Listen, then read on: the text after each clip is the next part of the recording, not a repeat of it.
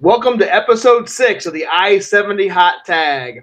Tonight we break down CSW Strapped from this past Saturday, which included the big title match between challenger Mike Outlaw and champion Jeremy Wyatt. Plus, we have a special guest joining the live stream tonight. He will be across the ring from Christian Rose at St. Louis Anarchy Circus Maximus event in July. He is also the mouthpiece of Moonshine Mantell and CSW. The mouth of the Midwest, Greg Jovi, joins us tonight. Stay tuned.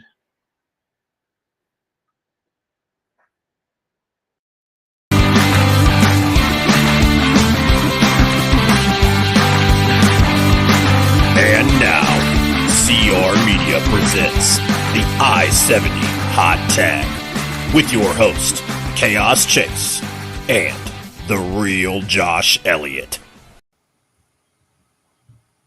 What is going on, everybody? It's your boy Chase, aka CR Media. This is episode 6 of the I-70 Hot Tag.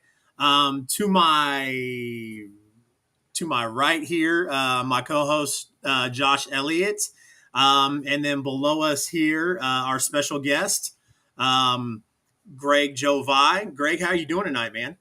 Not bad, guys. Thanks for having me on. Always like to hear the sound of my own voice, and any opportunity I get to do that, I jump at it. So thanks for having me. Absolutely. Josh, how you doing tonight, man? Good, man. Good. This is a good time. I appreciate you joining us, Greg.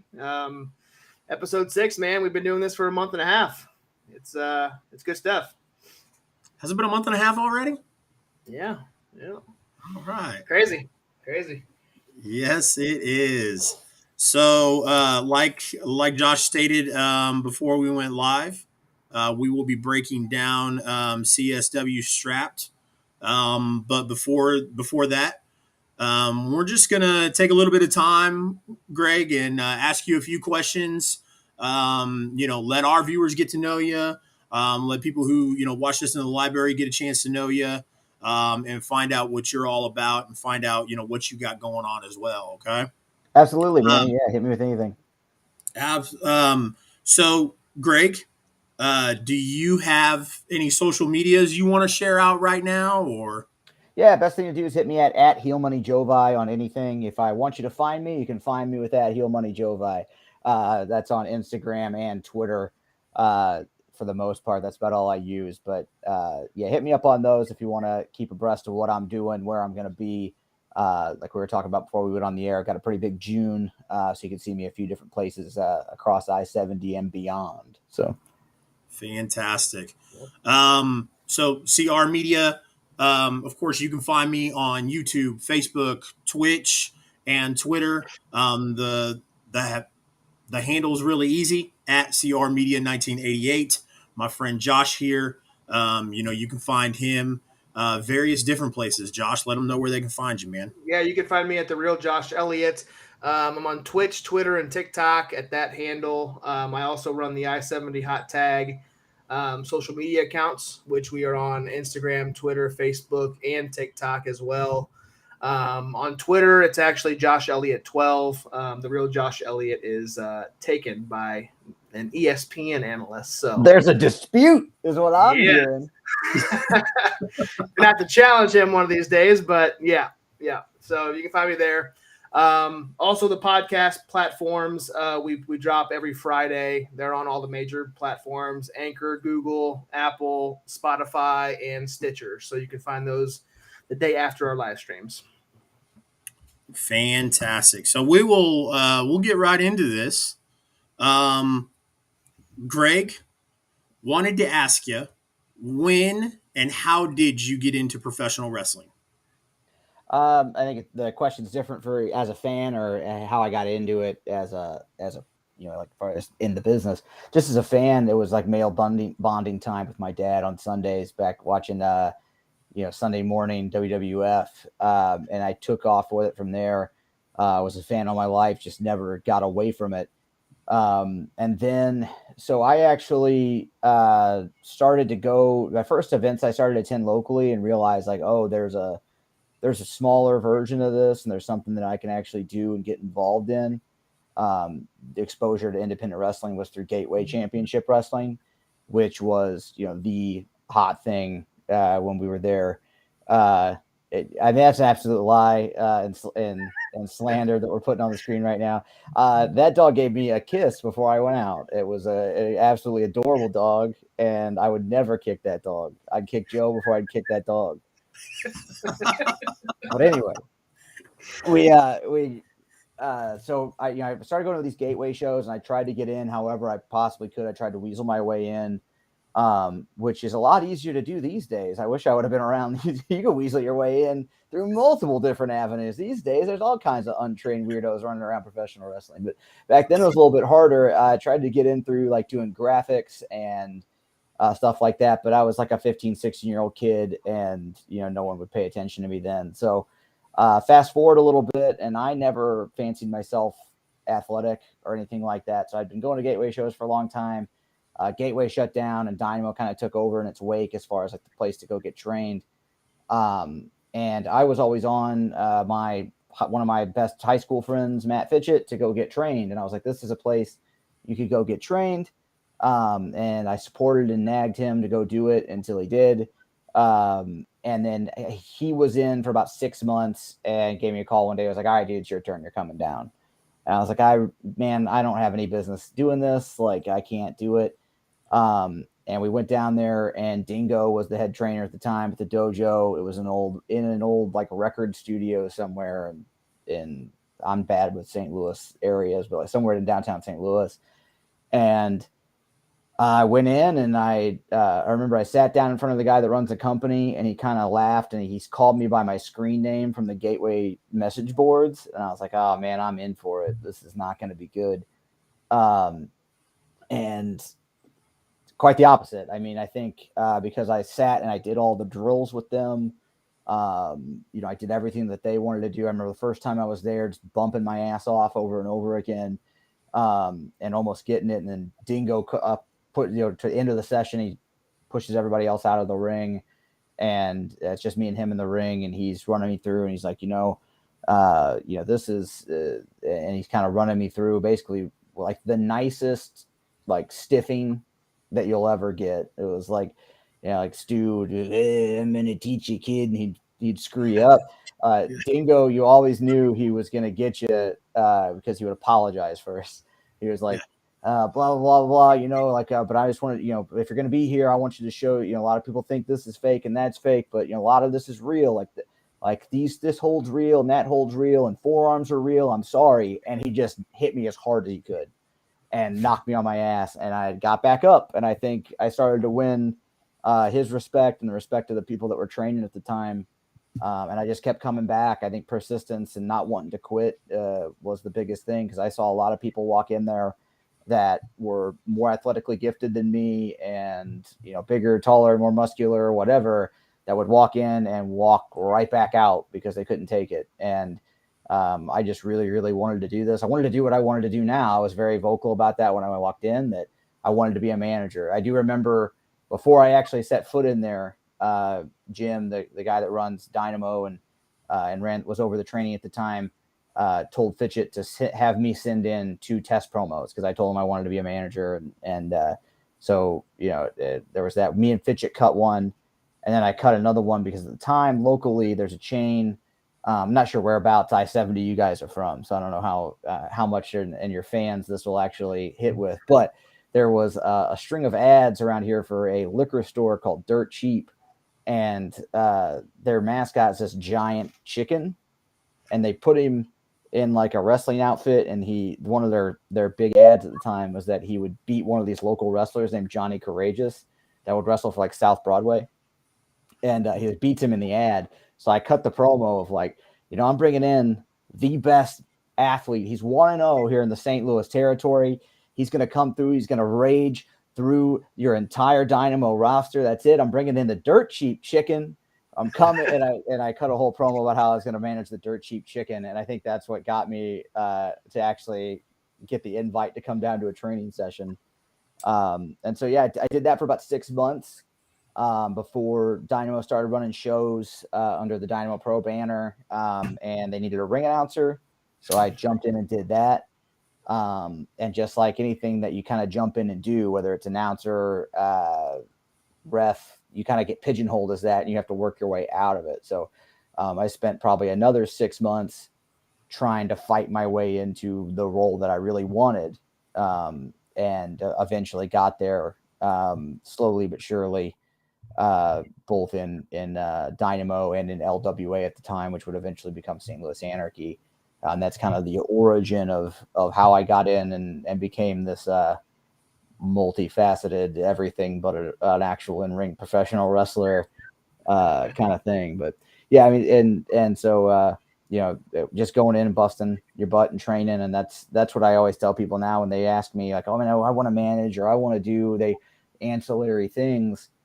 Best thing you could do is go and get and train, and you don't have to be the best wrestler, and yeah, it's going to hurt, but I mean, you're going to get a lot more respect if you go and try than if you just come in and go, well, I want to announce, and you just, why? Well, because I think I would be all right at it. Like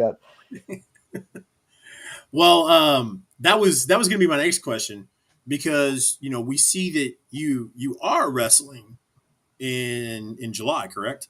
Correct. So yeah. did you ever wrestle, or has your whole career strictly just been managing?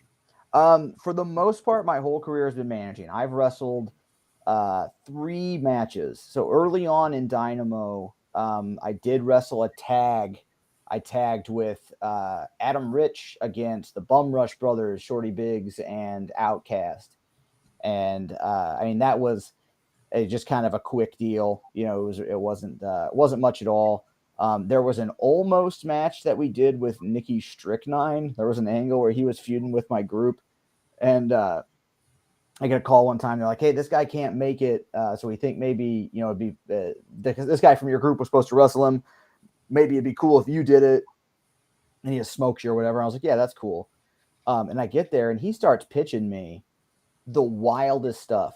Like the one thing I remember is he was like, "Man, maybe like we fight outside. I drape you over the guardrail. I do the RVD thing, like the leg drop." And I was like, "Who do you think I am?" Like, and he goes over to a good friend of mine and was like, "Man, he doesn't want to do anything." And he's like, "Yeah, dude, he's a manager and he has a hurt neck. He's got like one professional match. Like he hasn't trained in months." Like, because that's another thing is I sort of got on the track of like, maybe I keep seeing people walk out of here and maybe I could do this. Like, and we were at training one time and this big yoked up dude is down there and he hurls me like he's wrestling Kurt Angle in the Olympics and just shoots me across the ring for the German suplex, and I landed on the back of my head.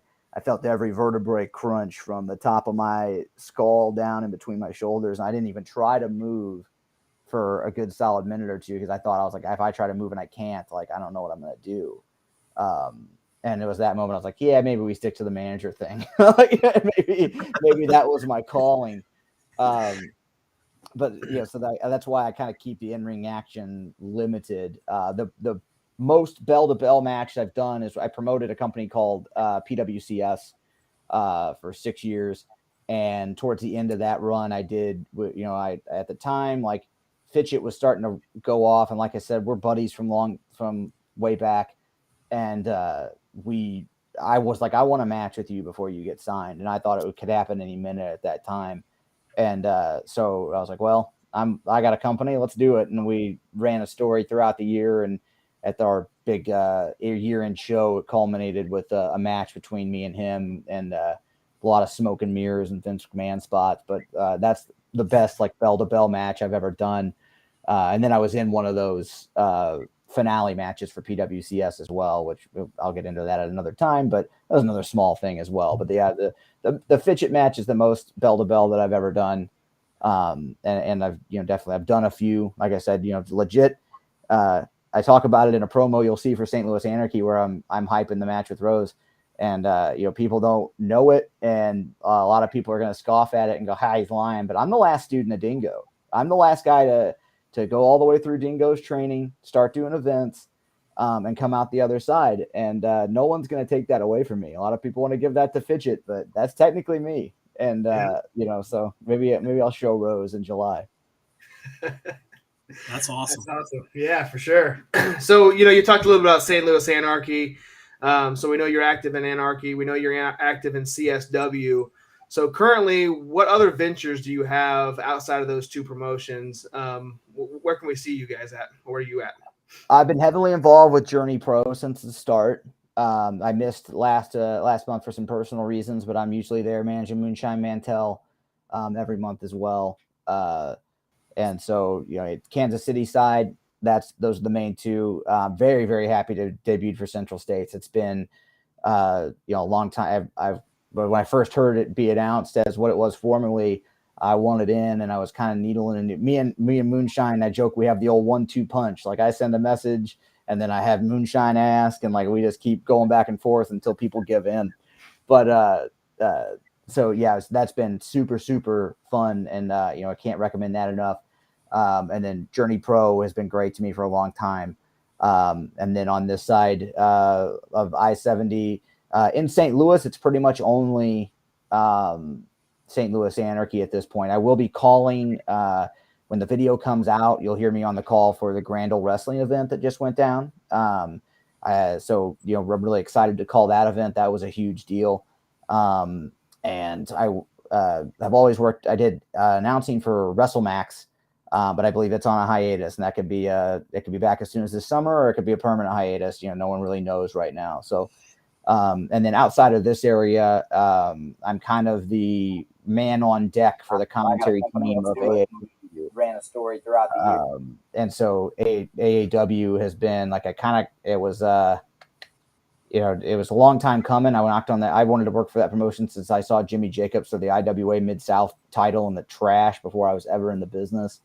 And to be able to debut there, I got to call Fitchett. I've talked about our past relationship. I got to call Fitchett's AAW championship win in like this serendipitous moment. I got called in, and that was my first main show for them. Sounds like I might be back in June. So basically, if one of their main guys can't make it, they tag me in. And very, very happy to be at all those different places right now. So, it's every place I go, I feel like it's top notch, and I don't, I'm too old and have too much of going on in my personal life to waste my time with places that aren't 5 stars.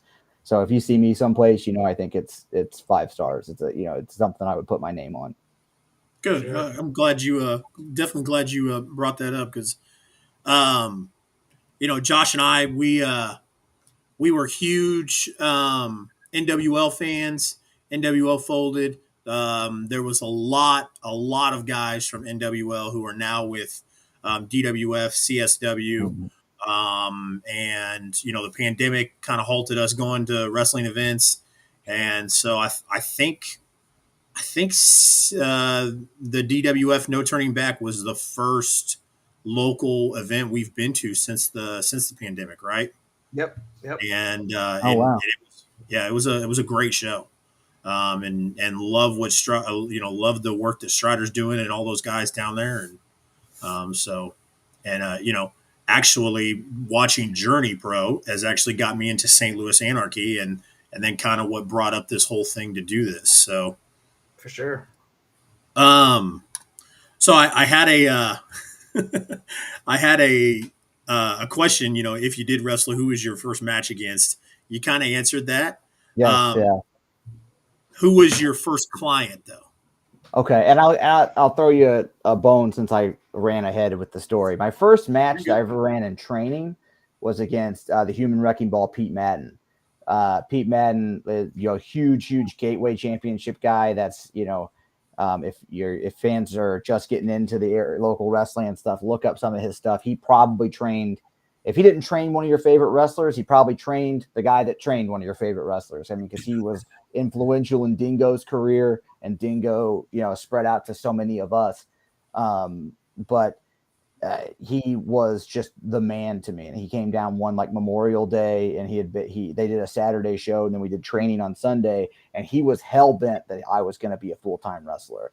And he made me work a match with him and call on the fly. And it was god awful, but he was like, "See, it's terrible, but you did it." That was the first time I ever really did like a bell in-ring action.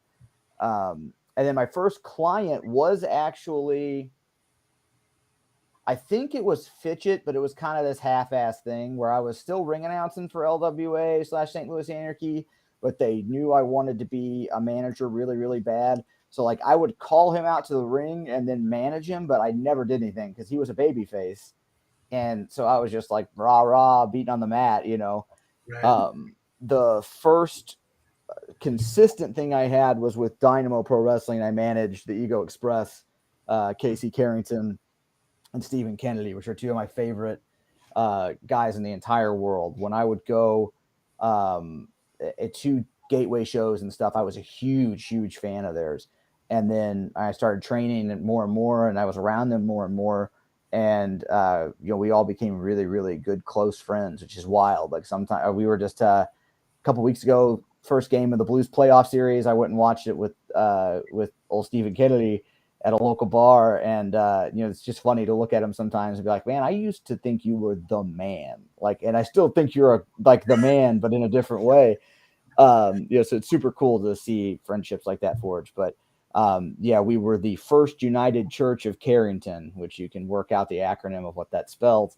And it was Casey Carrington, Stephen Kennedy, and then a cast of characters that kind of floated in and out there towards the end. It was towards the end of my time at Dynamo, maybe the last 6 months. But it was super, super fun working with him. And that's why throughout all the projects you've seen, I've always went back to Carrington because I think he's a guy that was underutilized and underappreciated. So I'd end up every couple of years, I'd drag his ass out of the mothballs to come and work with me again. There you go. Nice. Nice. So when we saw you at CSW, you came out with Moonshine. Just quick question. You came out with in a leather jacket, but you also were wearing a shirt underneath that leather jacket that said "Shut Up Jovi." Is that shirt for sale for people to buy if they wanted to? So yes, it is. I'm really like low key about it because it was on whatamaneuver.net, and then everybody, I don't even super know what they did, to be honest with you, because I really don't follow a whole lot of wrestling social media, but I know they did something bad because people were angry. So I pulled the link down, but if you want that shirt, that's the only place to get it right now. Whatamaneuver.net, and you can search for Greg Jovi on there. I have that one, and then I do have the family shirt as well for my stable at St. Louis Anarchy. It's like one of those cheesy pillows you'll see. They're like, in this family, but it's stuff that pertains to me. So, So I know you talked about it a little bit, but tell us a little bit more about how you and Moonshine got paired up. oh man, that's one of my favorite things in this world. I do a whole podcast on my relationship with Moonshine Mantel. It is my favorite thing on this planet. I always joke that like Moonshine's the type of guy that like, I'm really low key, and like, I just feel like we would not, if we didn't meet through professional wrestling, I don't even know that he would like look my way. But at NWL, I was cutting these promos, I was doing the Drew Gold thing. And I think, at the time, watching how he grew through NWL, I wouldn't even say now, but just that time in NWL, he really struggled with getting in his head with promos. And so I think they knew that they were going to put the title on him. They knew they were going to turn him heel, and they knew I'd give him that little extra bump. But now he's a monster promo. You'd never know that now. And so I feel like that time through NWL helped so many people being in front of a camera regularly and getting those reps. But we showed up one day and I didn't know that it was going to happen. And they were like, "Hey man, we're putting you with Maverick." And I was like, "Oh, okay, cool." I never really talked to him or anything. And I barely got that out of my mouth. And I hear from across the room, "That's my manager." And he comes running up. He gave me a big hug. And I was just like, "Whoa, okay, we're friends now, I guess." Like, and we've legit became so close outside of the ring. Like, obviously we're separated by the state, so it's not, we're not hanging out all the time or anything, but I give him a big hug and tell him I love him every time I'm at a show with him. And he talked me through a lot of rough times in my personal life during that I was paralleled with NWL. He was my therapist throughout all that. And we'd sit down and he was always, he's just so professionally, he's such a big advocate for me, and that is something I can never repay, because his ability and his look and his total package is going to break down doors that I never could on my own, and he could easily leave me in the dust. But the dude has talked me up to reality or wrestling, and I'm sure he's the reason I'm at CSW, is because he wants me to go with him wherever I possibly can. And we both just believe in that act. And there's very few people, Casey Carrington is one of them, and Moonshine's one of them, where it's like, man, it just works. And I love everyone I've ever managed. I can't think of anyone that, and I'd be the first one to bury somebody because I love burying people, but I can't think of a single person that I've managed that I was like, "Oh man, I don't really like this guy," or I don't really, believe in this person. But there's something about that duo that I believe it should be everywhere. Like I really believe that, putting me and Moonshine together on a show, you can't go wrong. But yeah, so, we got stuck together there at NWL, like I said, and it seemed like instantly it worked. We just knew where each other was going to be. It only took us a few events to really get together and get like where you get to a point, sort of like a tag team, where you just share a brain with a guy. And he's one of the few people that it's clicked with, that, super, super early, of just like, oh man, we're on the same page. We get it. We know where each other's going to be. We know what we want. He can give me a look and I know what he wants me to do, and vice versa, And so, yeah, it's as interesting as it's been to watch grow on string. It's been just as interesting to watch it grow behind the scenes. Because I absolutely love Moonshine. He's one of my favorite people in the business. It's funny you say that because we saw you and Moonshine together in NWL, and we see you guys here, and I like Moonshine a lot. He's got the look. Mm. He's not your. I mean, he's got like that big that big time look. Mm-hmm. They could call him tomorrow, kind of look, and he just kind of seemed like real rough around the edges. And when we went to Strapped, there was a family that was sitting front row, Yep. right to the side of us, and they had one of those god awful cheesy shirts that had all like the head like just his shirt his face all over it. Yeah. Yes. yeah. And I like me and Josh like were looking at him as they were walking by, and I looked at Josh and I said, "That's got to be his wife and kids, because there is no way on God's green earth that anybody would wear that shit to a wrestling event." And like we both like came into agreement. Well, afterwards, the little girl was livid. She was pissed. And so like we went to go talk to him, and she's like, no. She's like, he trains us. And she's like, he's awesome. And he met my kids, and my kids love him. And I'm just like, wow. Yeah. And then, when I talked to him after the event, like I said, when I went up to him at the merchandise table and he stuck his middle finger in my face, I was like, all right, I'll give him one more shot. And then when I grabbed him right as he was leaving, and he was real soft spoken. He was real cool. He's like, he was telling me, he's like, hey, I just started a new job. Like, kind of bear with me, but I'll get back to you.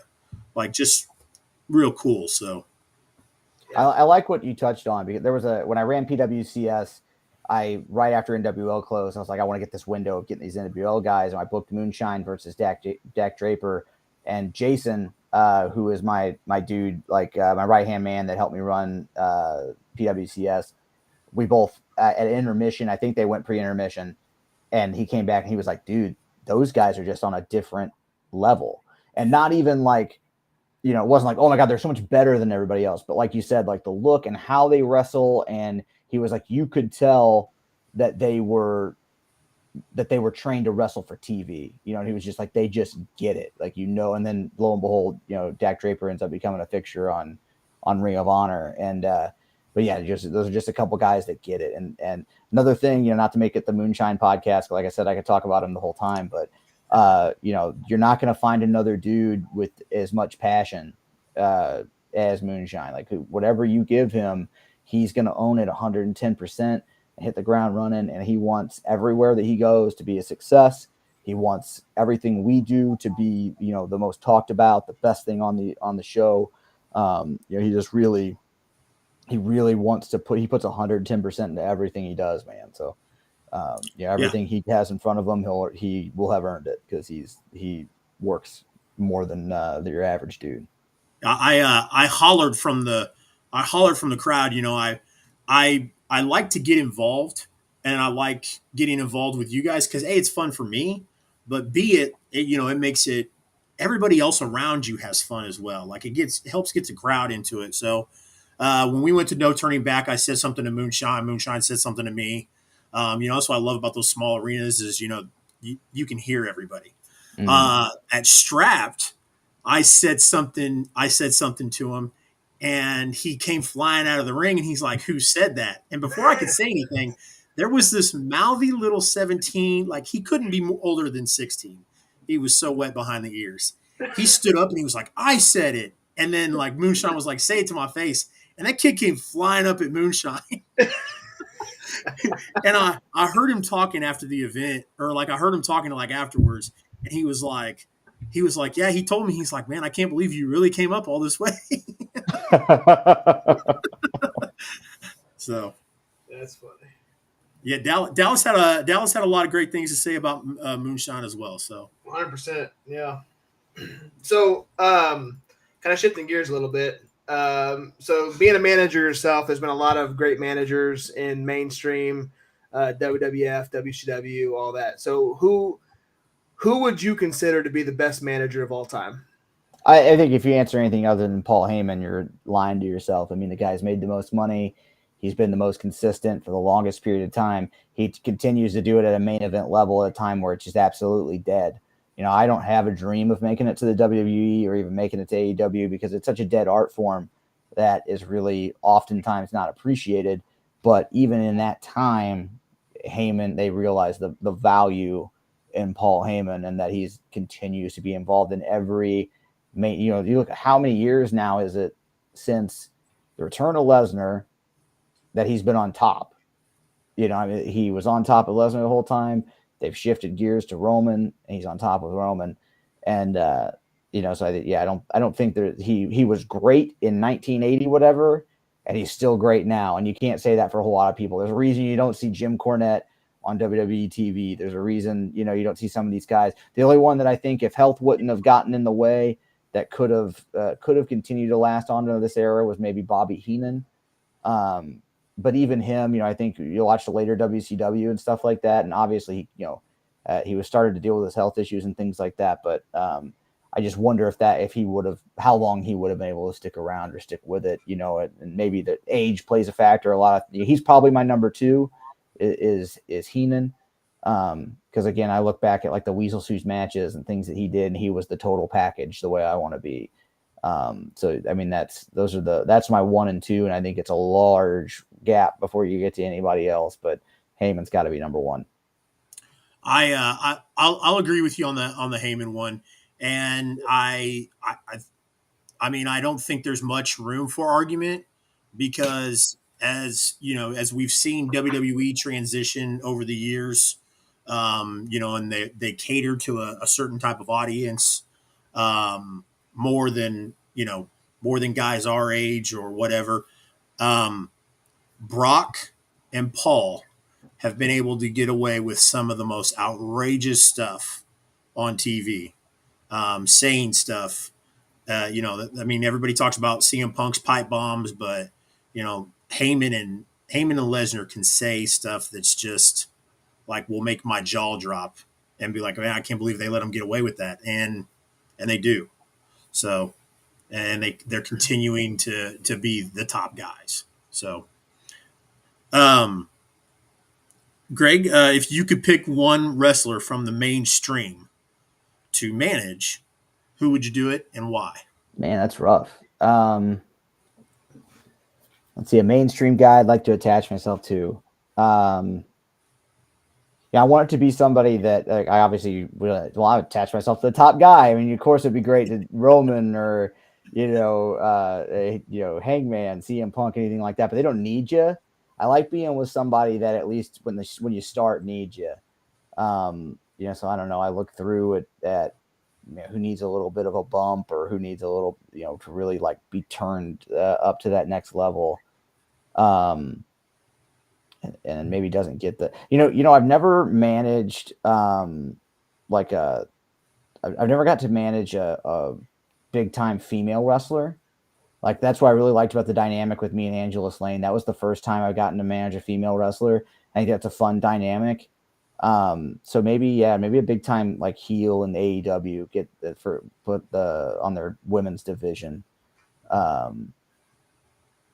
Man, I don't know who Scott is, but nah, man, John Silver don't need me. John Silver's the man. Look at him. He's getting over on his own. He doesn't need me. I'm trying to think off the top of my head. Like, I don't know how cool it'd be to be like to manage Chris Statlander, have her be heel. Man with no clue. Jade Cargill. I'm kind of meh on Cargill. Like, I think you either love her or you hate her. There's really not a super in between. But I'm 10,000 times better than Smart Mark Sterling. So yeah, I could do a hell of a lot better with that.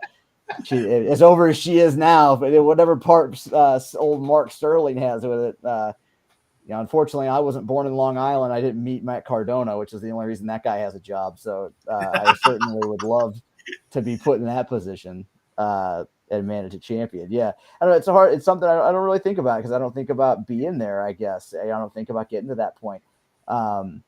FTR too, like managing FTR, like I think that's or even in you think about the complete gear shift of talent wise, like what about I've got one. I know I had one more and it just escaped me. Oh, like House of Black. That's a very different thing from what I've ever done, but like being able to be the mouthpiece behind them would be super cool. Absolutely. Sure. We talked about that. We talked about the look. I think that's why I like Jade Cargill so much, and Josh and I have talked about this as well. Jade has that look, that superstar look. I can think of one female wrestler who absolutely positively needs a mouthpiece, especially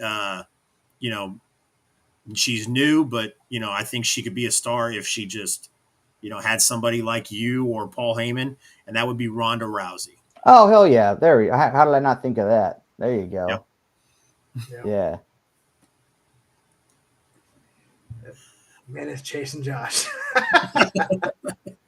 Yeah. So as we kind of round this interview out, just a few more questions. So do you have any hobbies outside of professional wrestling? Are you a sports fan? What kind of things you got to do outside of wrestling? Yeah, big sports fan. Yeah, you guys should be honored that I am missing the opening of the Blues playoff game right now to speak with you guys. I thought about that as soon as I saw you wearing the jersey. We've got a friend drop.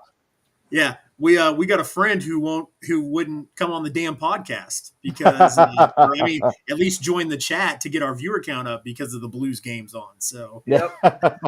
Yeah, big hockey guy. Like the occasional video game. Big D&D player. I really enjoy playing D&D. A couple groups of friends. Wrestling does get in the way of that. Everybody wants to meet on Saturday nights, so a lot of times I've been more absentee lately than I've been with it. But so big D&D player. Love that. Love fantasy football when year comes around for that. That consumes my soul from the entire football season. And that's pretty much me. Other than that, you can find me in my living room, hang out with my girlfriend and our dogs, and a simple life Monday through Friday. Awesome. Well, Greg, where would one contact you if they wanted to book Greg Jovi in their promotion?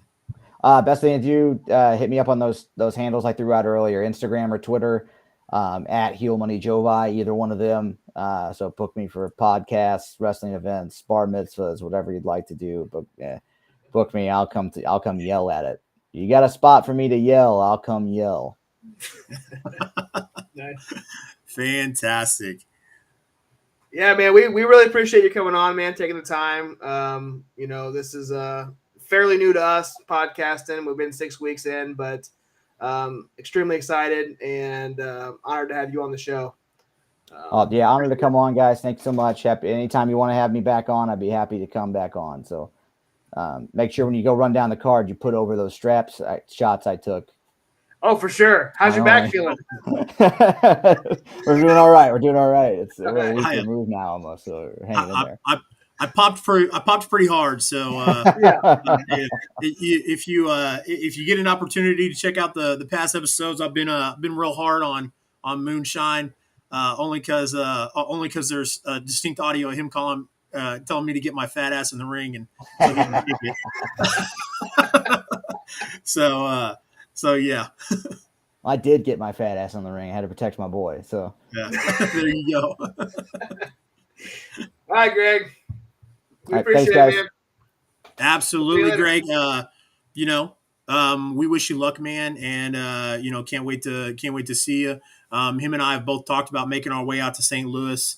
I am not a fan of St. Louis, the town. I'm a Blues fan, but definitely not a fan of the town. So if I go to St. Louis, I try to leave as soon as possible. So, well, luckily you get to skip right past that sumbitch. You just go right into Alton, Illinois. You don't have to worry about stopping in St. Louis. There you go.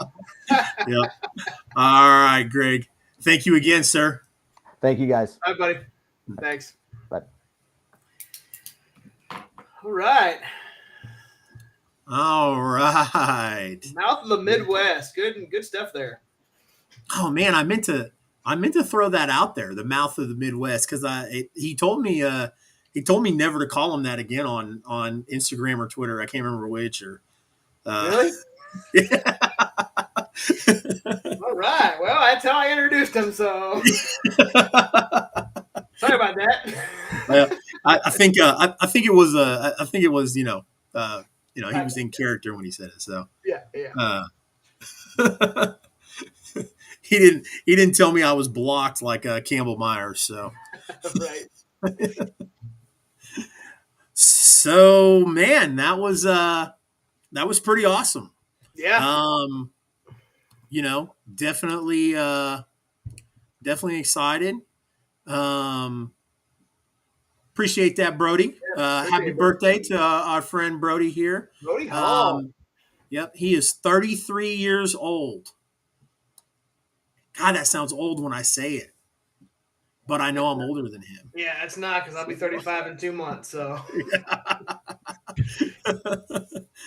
man. So appreciate you guys joining in. All of you who are in the chat, both on Facebook and Twitch. Appreciate you joining in on us. I did end the Instagram live, so I directed them over to the live stream here so we can interact and talk some CSW Strapped. Absolutely. So now that we have just us two, I am going to bring the chat on because I replied to there was Man with No Clue 911. I think he was one of Greg's followers, and I replied to him under my Twitch account. And then I thought about it, and I was like, well, if the chat's not on the screen, I don't know if anybody else could have saw that. So actually, I think they can. I think it comes up as like Restream Bot or something. It does. If you're on Twitch, it says Restream Bot. If you're on Facebook and somebody from Twitch comments, you don't see it. Oh, okay. Okay. So, yeah, well, the majority of our viewers are on Facebook. So okay. So guys, again, appreciate you joining in. Appreciate your guys' comments and everything. Loved getting the feedback and the questions while we were interviewing Greg and talking to Greg. That was fantastic. I was worried, he was gonna bury us when he came in. So, that was awesome. I appreciate him playing it cool. And, that would have been my fault if he did. Cause I told him, I said, hey man, if you want to do it in character, you're more than welcome to. If you don't want to do it in character, you're cool. So, we got more where that came from, guys. Next week we will have, Michael Strider, NWA, former NWA Central States champion. Also, Kansas City Midwest wrestler. But he is also the booker now of CSW Wrestling. So we are super, super excited about having him on. Just as excited as we were to have Greg on and have Dallas on. So crazy to think how this thing's going, man. This, you and I went to CSW over on Saturday, and it's crazy how you and I went up and talked to different wrestlers at the merch table or in the concourse area, and when we approached them, hey, you guys want to, you guys interested in doing a podcast? And they said, oh yeah, you're the I-70, aren't you? The I-70 hot tag, and I'm like, well, damn, you guys know who we are. It's pretty humbling, to kind of see that the guys that we're talking about promoting, that's the whole goal of this thing. We're not promoting ourselves. We're wanting to put over, the promotions, the wrestlers, the managers, eventually the referees, the owners. Obviously, Michael Strider's coming on next week, but that's our whole goal, is just putting these guys over and talking Kansas City, I-70, St. Louis professional wrestling. And it was cool that these guys, we talked to that, we'll talk about him in a minute, walking up to Dak Draper, and we talked about him a little bit ago, and he's talked about, hey, you guys want to come on the podcast? And he was the first one to say, oh yeah, I-70, you guys are the hot tag, aren't you? Yeah. Yep. He goes, yeah, I mean, absolutely. Well, I'm down for 30 to 45 minutes. So, cool stuff. Hopefully we'll get Dak on sometime in the future. And we got a jam packed next couple shows with some very exciting guests starting next week with Strider. Yeah. So it's pretty awesome, Scott. So I appreciate it. Shout out to my man Scott, man. Coming in the clutch last night in the AEW Dynamite post show. He jumped in and kept me company, so I wasn't talking to myself, and Nice. kind of punched me in the gut because I started off the show and I was like, "Hey guys, I'm gonna post this link, and whenever if anybody wants to come join the show, they're more than welcome to." And then nothing happened for like 30 minutes, and then Scott finally was like, came to the rescue. So I appreciate that. My man Scott. So Strapped, and we might have done this last week, but we had talked about the reason why this event was called Strapped, right? Yep. Moonshine Mantel, who Greg Jovi manages, who was just on our show, had a match with the Cowboy Killer Derek Neal, and Derek Neal carries a strap out to the ring. The strap got involved, et cetera, all that good stuff. Set up for this match. This was the main event, and this main event did not disappoint. So it was very, very good. The whole show altogether was good. So definitely excited about this one. The pre-show, we got to see our guy Mighty Micah against Rex Amadeus. Amadeus, I believe. Rex Amadeus. That's the second time. All I know is Rex has a Darth Maul emblem on the side of his trunks. Absolutely. And I was messing with Rex when he came out to the ring. I told him Darth Maul sucks. Yep. I happen to like Darth Maul. He's one of my favorite Star Wars characters. But I don't think Rex took it too well, because afterwards I went to Rex and I was like, "Hey, great match, buddy," and he was just like, yeah. So, this was good. This was good to see Mighty Micah get in a match. I know last time we went to CSW, I think he was kind of helping out a little bit, and so to see Micah get in there and have a match, and Mighty Micah doing the Superman punch made me pop every single time he did it. So no, it was cool. It was cool to see him at No Turning Back, and then now to actually see him in the ring live in action. Yeah, it was cool to see him. And Rex, that's the second time we've seen him, both in the pre-show. He wrestled Dallas Cade last month, so wrestled both of our two of our top guys that we like in CSW. So for sure. Rex is doing pretty good, man. Yeah. I like his look. He's got that long hair and that big, humongous mustache. Yep. So Rex is growing on me. So absolutely. Absolutely. So this was the pre-show match. Yep. I about shit my pants, my friend, when I found out we were going to start this event off with the Howlets and Grindhouse. Yeah. I couldn't believe it. I was like, I mean, and this match, man, was so awesome. I mean, they could have. I could have gone home happy after this match. Yeah. I mean, there was a small part of me that was like, I told myself, I was like, if this is the best match of the night, I'm okay with that. And it was up there, but it wasn't the only good match that night. So Right.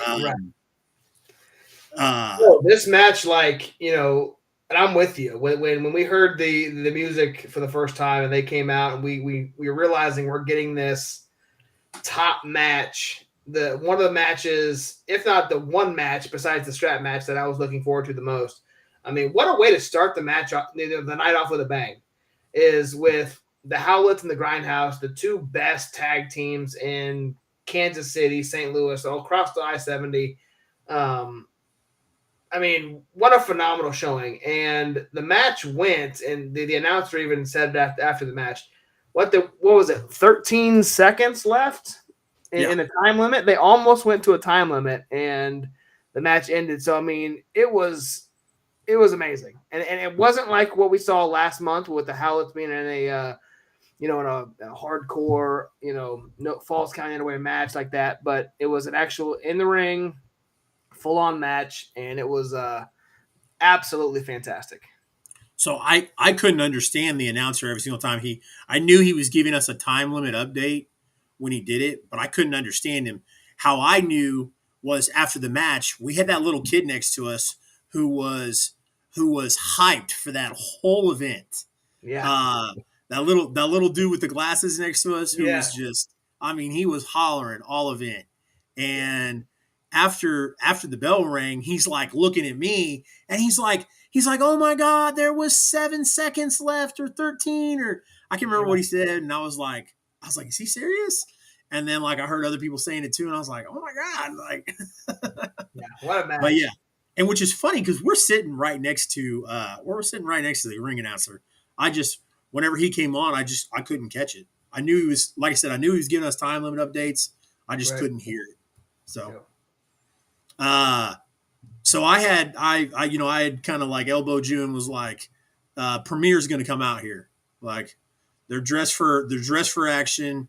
They were scheduled to make a special appearance. So the Premier's going to come out here. And that did not happen.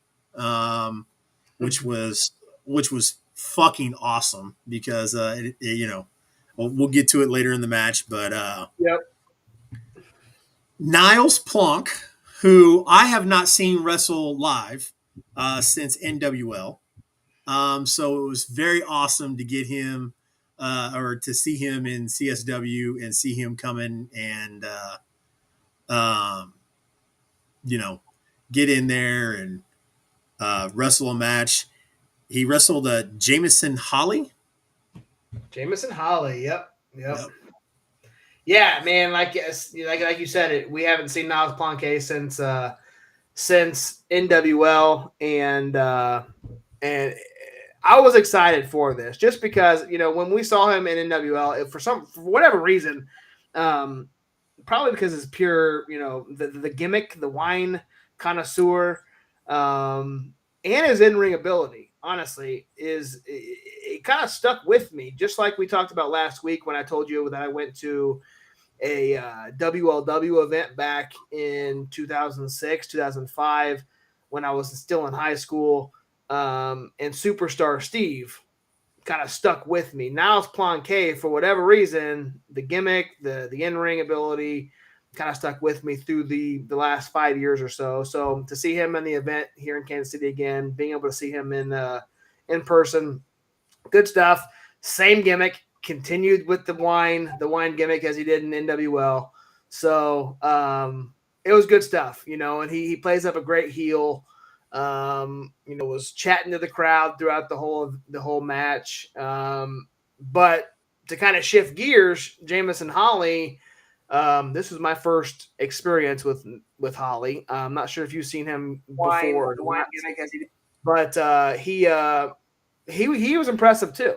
He had you talked about Rex's facial hair. This guy had a gigantic mustache that the crowd absolutely ate up and chanted throughout the match, which Niles Planquet pissed him off, made fun of it the whole time. So Niles Planquet got the win and defeated Jameson Holly in a pretty good match. Like I said, it was good to see Niles back in a live setting for sure. So they announced, Michael Strider had come out to the ring and announced at No Turning Back that Gil Rogers had sustained an injury and would not be active at that show at No Turning Back. So we got a surprise that Gil Rogers came out during this. And for our viewers who are not familiar with Kansas and Missouri independent professional wrestling, I wouldn't be doing this podcast justice if I didn't let you know that Gil Rogers has been a staple in Midwest wrestling for years. So he is very, very loved with the Kansas City crowd. Whenever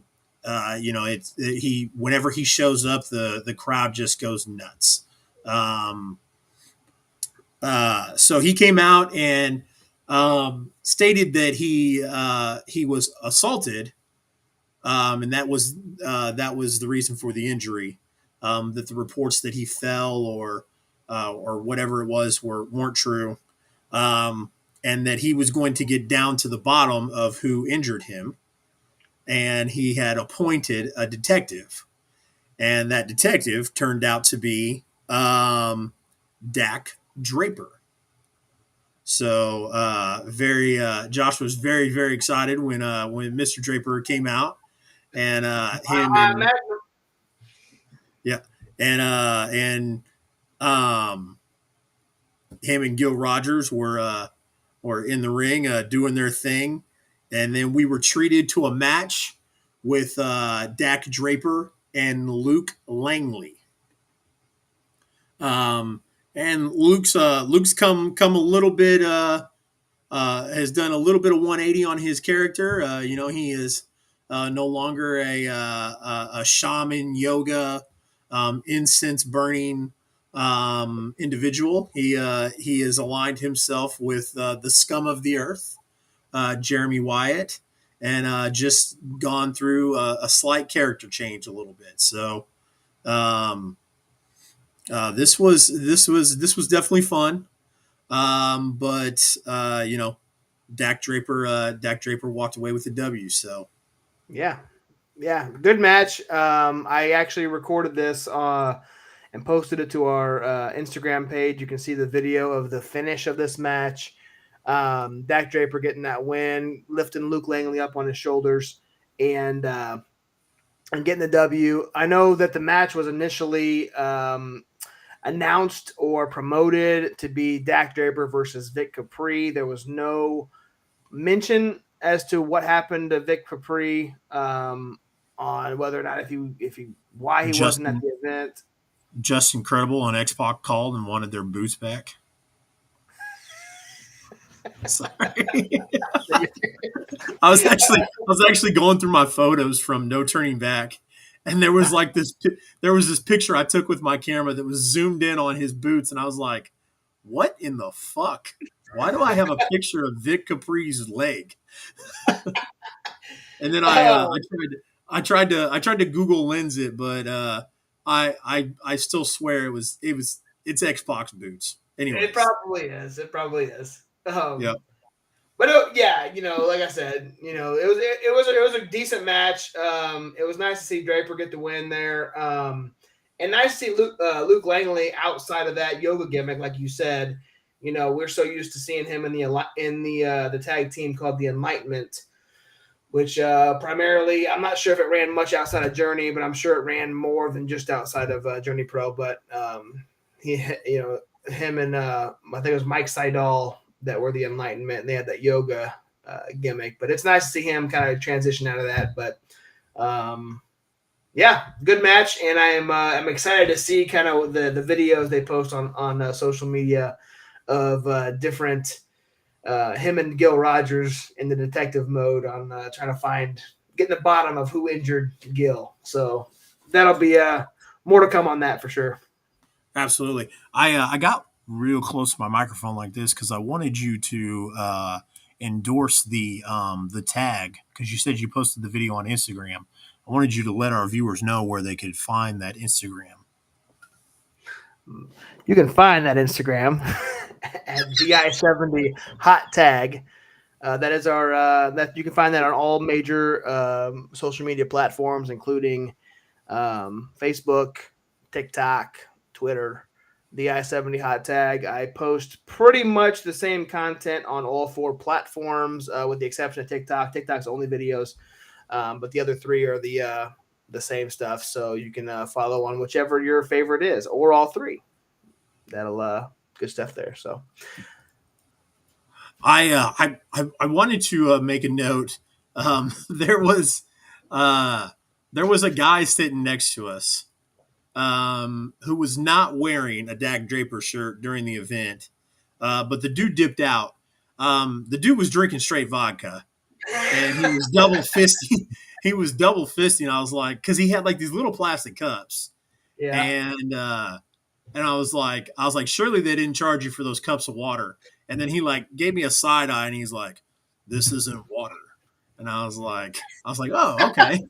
So he's double fisting vodka. And then as we're walking out, I saw him, and I was like, I was giving him shit because he bought one of the Denver themed Dak Draper shirts, which phenomenal marketing for my man Dak Draper. He's got a Kansas City Chiefs themed like red and yellow t-shirt, and then he's got the Denver Broncos themed shirt. And depending on who comes up to the table and who wants to buy, he's got both available. So this guy was wearing one of the Denver themed ones, and I was joking with him. I was like, "Well, I'm glad you moved." And I was like, "Because I wouldn't want you sitting next to me wearing that shirt." And he was like, "I love me some Big D." So I just wanted to throw that out there real quick. I'm curious to see how many Dak Draper shirts color schemes there are, because when we talked to him at No Turning Back, he had mentioned that he actually sells shirts for each colored team that the city that he's in. So when the Rams were there in St. Louis, I'm sure there was blue and yellow. I'm sure there's a blue and yellow Dak Draper shirt out there. If he goes to Texas, I'm sure there's a Dallas themed one. So he mentioned that he was living in the Jacksonville area, and him and his wife were moving back to looking to move to the Kansas City area. So I'm sure you could find some ugly ass teal. I would buy it, absolutely. You should message him when we message Jack to ask him to come on the I-70 hot tag. You should ask him if he has any ugly ass teal Dak Draper shirts. Absolutely, love it. So, man, this next match. So this match was originally scheduled for DWF No Turning Back, and then Jeremy Wyatt was not able to make that event, and we were very curious to see what Jeremy Wyatt would come out with. The promo art all month had said, the DWF championship. And then I see your note here that when the ring announcer said it, he called it the CSW championship, but it was clearly still the DWF. I'm sure at some point we will get a new CSW championship. Those things take time to make, but yep. Yeah, man, this match was good, and there was so many close calls in this match. That I think for the last 5 minutes, I thought that Mike Outlaw was going to pull this out. Yeah, and that scumbag Jeremy Wyatt found a way to last. So he found a way. Yeah, there was a ton of false finishes. You heard the announcer announcing how much time was left, and when he came on there and said, like, I think it was like 30 seconds or so, you nudged me and you were like, this is about to end in a draw, and I was like, fuck, this better not. And then it did, and I mean, it was worth it. 100%. Like it was the right call. It kept both guys strong. We've already heard. If you guys haven't heard the promo, go back and watch it. You've already heard that Mike Outlaw has challenged Jeremy Wyatt to the June event, CSW. I'm not sure if they've titled that an event yet, but he has challenged them for a rematch for the CSW DWF title in a no time limit match. Wyatt has posted his rebuttal, his reply. I'm assuming, I did not watch that video yet, but I'm assuming it's an acceptance, saying this is your last shot, I'm assuming. But so it looks like we're going to get another Outlaw Wyatt match in a no time limit fashion. But it was a fantastic match, as good as the Howlets and Grindhouse was. Wyatt and Outlaw put on a hell of a show and was up to, if not exceeding, what we saw in the opening match. And the fact that we got the time limit draw, which is the second time limit draw match that I've seen Jeremy Wyatt wrestle. The first one being against Gary J and Journey Pro pre-pandemic. That just means more Jeremy Wyatt we get to see wrestle. I absolutely love his style of wrestling. He's such a technical. I'm not even sure how to say it. He's a great technical wrestler. He puts on such great matches. He moves really well in the ring. He's a great heel. He pisses people off, and absolutely love it. Absolutely love it. And so to get more Jeremy Wyatt, I'm good with the time limit draw. I love dragging this out. I love Outlaw too. We've seen him multiple times across Kansas and Missouri, seeing him in CSW, seeing him in Glory Pro, Anarchy. So it just Outlaw's all over the place. So it's just a matter of time before Outlaw's carrying a title, but whether or not that becomes the CSW title next month was yet to be seen. But if I had anything to say with it, I'm going to be in attendance and I'm going to see this match again, because CSW has not, in the two events we've been to, have not put on a bad event and not a bad match. I've enjoyed every single match. Hell no. Yeah. Hell no. I mean, dude, the Howlets in the premiere, the street fight from the last event, this fucking Jeremy Wyatt Mike Outlaw match, and dude, this was half the show. Yeah, like we're right here, and this is the intermission. So I guess this was so cool. I'm gonna kind of run with this a little bit. Josh, you messaged me a couple days before the event, and actually you messaged me like 3 days before the event, and you were like, what if we printed out flyers and passed them out at the event? And I was like, dude, that sounds badass, but the event's in like 3 days, and I don't think we have time to do that. And then Friday, it was like Friday night, you messaged me and you were like, I got the flyers, and you took a picture of them and sent it to me, and I was like, holy shit, dude. So yeah, at intermission, you and I ran out there, and I was scared to death. I'm always worried about like putting flyers on somebody's car because, right. People are weird about that kind of stuff. But no, I didn't have anybody. I had a couple people see us doing it, and nobody said anything. And I haven't checked the I-70 hot tag numbers this week. Was there an incline or? I don't know. That's gonna have to be something we look at afterwards. I'm not checking the Facebook feed We are live on. I restarted a live stream on Instagram. So. No, I was talking about your following. Did you gain some followers this week? Or? Oh, I gained some followers on TikTok. There's about 3 or 4 different follows that happened there. I did see some Facebook activity as well. Okay. So yeah, I think the advertising worked. For fuck's sake, just say it did. It did, absolutely. Okay. 100%.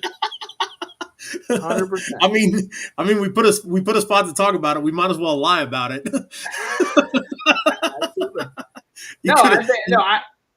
Every other social media platform, we gained followers this week. So awesome.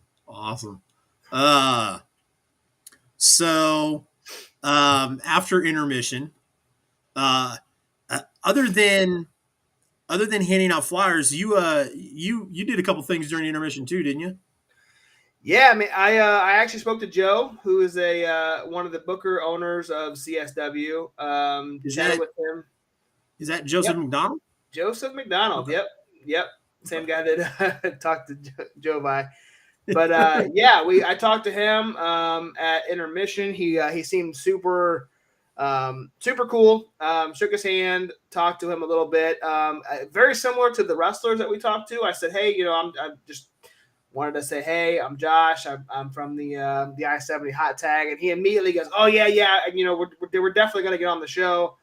Had a couple endeavors he needed to do personally, and obviously stressed with everything going on with putting on a wrestling show. I could not even imagine what the level of stress that includes. We can think that, hey, we're going to book this match, and this is the person who's going to go over, and we might try. Yeah, we think it's going to be easy, but it's not. There's more than just. There's only one way to find out, right? Right. Yeah. So, okay. Anyway. Yeah. I get maybe.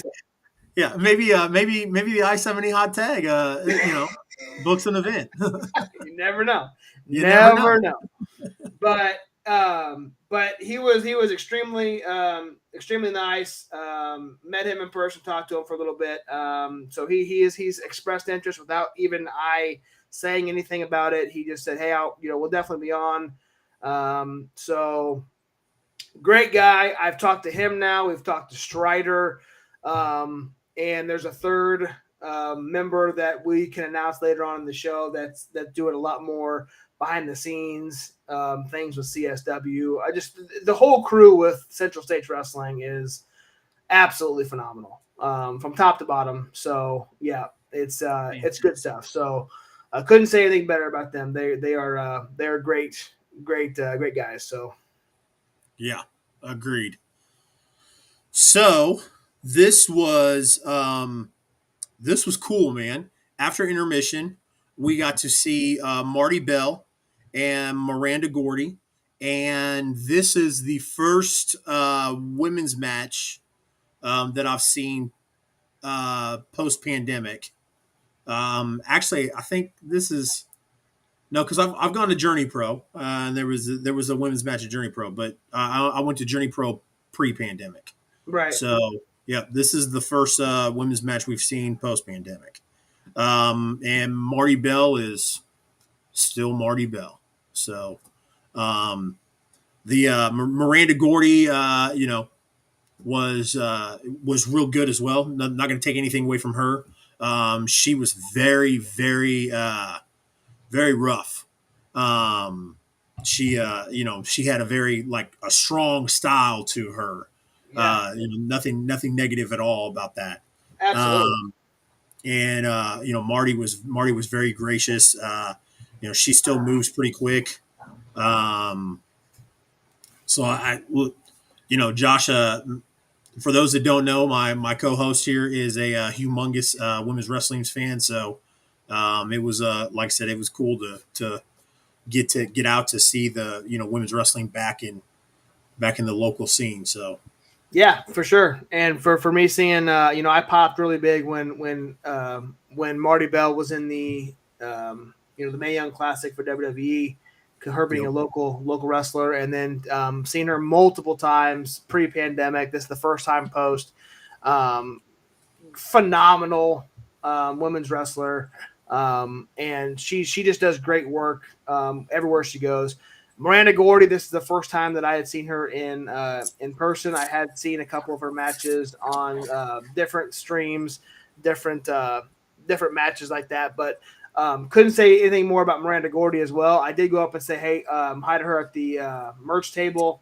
So hopefully we're going to get one of those two as the first female, guest to the I-70 hot tag.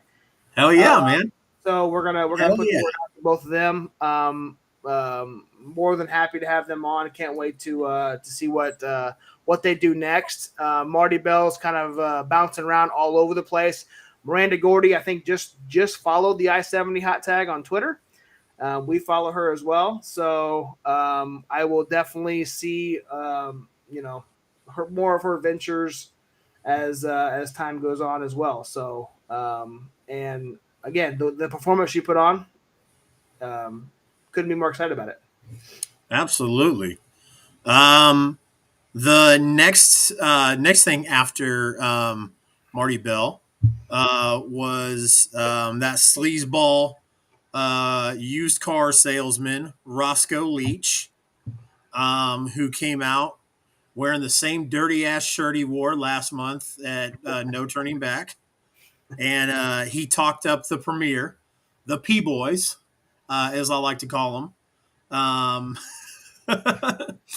So I don't know if you saw that, but somebody referred to them as the P-Boys on Twitter, and Campbell was like, "Yo, blocked," and then I was like, I replied back and I was like, I kind of think P-Boys has a great ring to it. And he was like, blocked. And so for a couple days, I thought I was blocked. And then somebody had the most genius tweet I ever saw. Somebody says, we need to get the Ass Boys against the P-Boys. I loved it.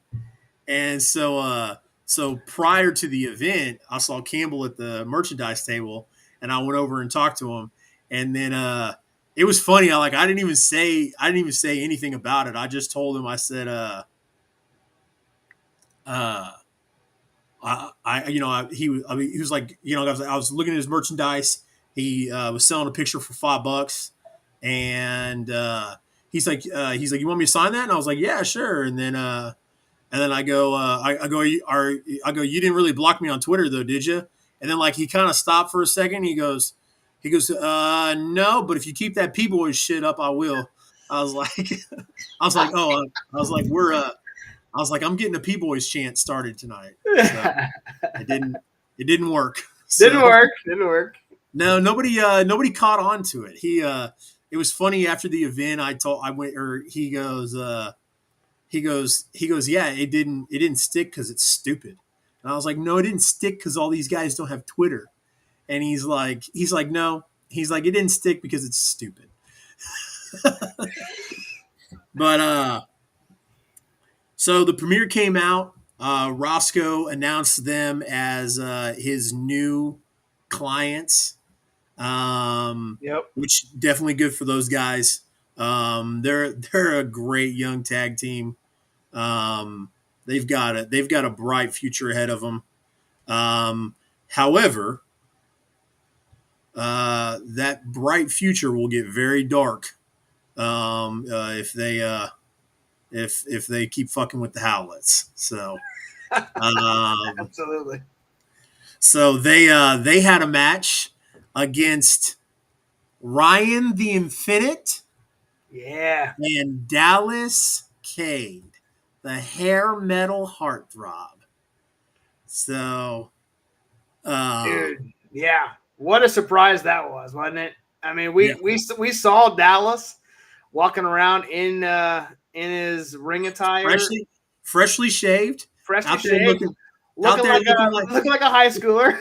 Yeah, looking like he just graduated high school, man. I loved it. But we knew, I said, hey, he's going to be on the show. And then, the pre-show passed, which was great. Nice to see him on the main show. I said, okay, well, Dallas is going to be on this show somewhere. We just don't know where. And yeah, when him and Ryan came out, and yeah, dude, I popped big. I said, dude, that, more so, and I love Dallas Cade, and I popped for him as well, but more so for Ryan the Infinite, because as we announced last week, Ryan the Infinite is going to be on our show in 2 weeks on June 2nd. And he's going to be our interview on the 2nd. And when he came out, I mean, it was a pop moment for me. And I said, dude, is that, and he had the glasses, he had the whole bit, man. And it was super exciting to see him in person. Especially for me and you both kind of just discovering him in KCXW a couple weeks ago when he won the Metro Championship. And, I actually had, after the match, we'll kind of get into the match here in a second. I had the time to kind of catch up with him, and great dude, great guy. I said, dude, I had no idea you were going to be here. And he kind of smirked and said, nobody did. It was just me and Michael Strider were the only two people who knew I was going to be here. And I said, that's fantastic. I said, because I popped big time. I thought their entrance together was cool as fuck. It was, dude. They make a great team, honestly. I mean, I think they would make, if they decided to do a tag team together and just stick with this, I think that would be that'd be a fun team just to see every month.